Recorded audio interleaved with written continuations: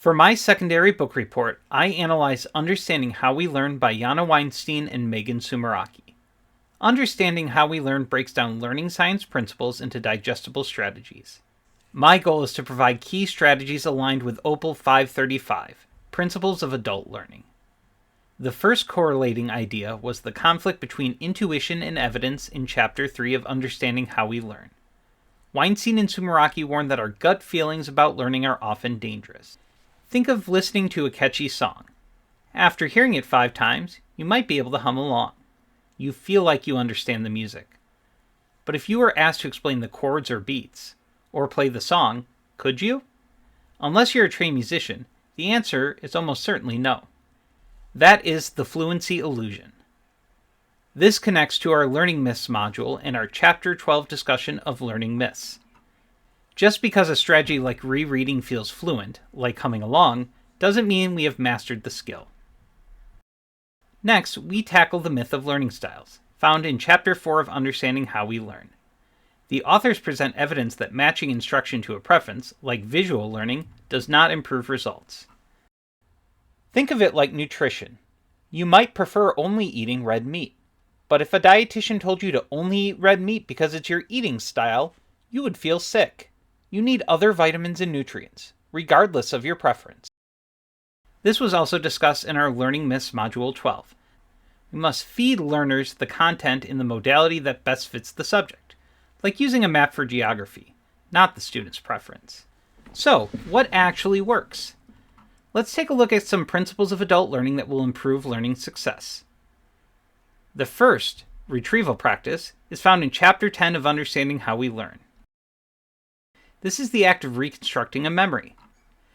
Imagine walking through deep, fresh snow.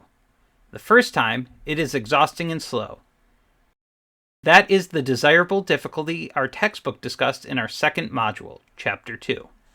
But when you walk the same path again, it's easier. By the 10th time, the path is packed down and permanent. If we just reread our notes, it's like watching someone else walk the path. We don't do the work, so we don't create the neural trail.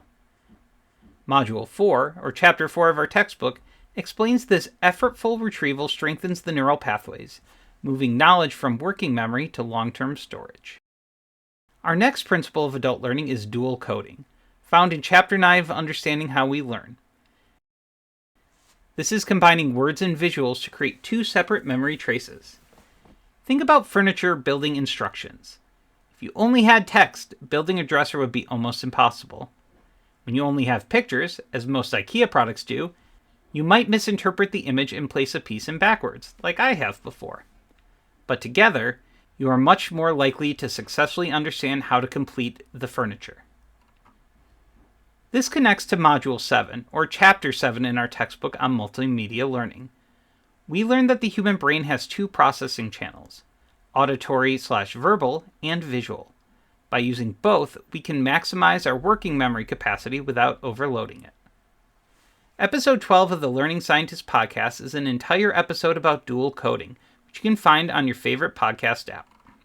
Our next principle is space practice, or spreading learning out over time, found in Chapter 8 of Understanding How We Learn. Think of building a brick wall. You lay 1 row of bricks, and then you have to wait for the mortar to dry before you can add the next row. If you try to cram and stack 10 rows at once, the wet mortar collapses and the wall falls. This is supported by Module 5, or Chapter 5 of our textbook.